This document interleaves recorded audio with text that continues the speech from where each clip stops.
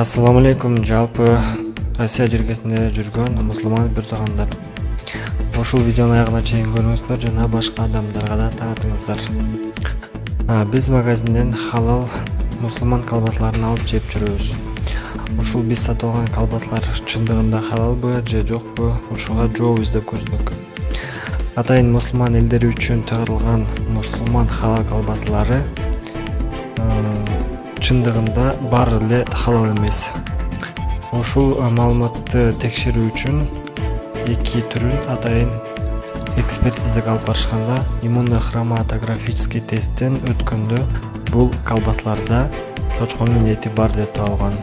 Бул колбасалар болсо Царицына компаниясынын мусулманский деген колбасасы, ал эми Останкино экинчиси болсо Останкино компаниясынын европейский кошерский колбасасы. Ушул эки колбасадан чочконун эти бар деп табылган. Экспертизадан алган маалыматты тастыктоо үчүн ушул колбасаларды өндүрүп чыгарган комбинатка кайрылышканда алар жооп берүүдөн баш тартышкан. Алар бир жума ичинде жооп кайтарабыз деген бойдон ошол ойдон өздөрүнүн жообун айтышкан эмес. Ошондуктан достор, ар бир колбасаны сатып аларда анын составын окуп тем болбостон анын чындыгында халал экендигине көңүл бурушубуз керек. Баарыбыз эле билбесек керек, бирок ушул маалыматты дагы жеткирип коюубуз керек. Эгерде колбасанын составында чочконун эти жок болуп калса эле бул халал продукция деп айтканга болбойт. Ошондуктан халал колбасаларды биз именно халал магазиндерден, халал продукцияларды саткан магазиндерден алып жашыбыз керек.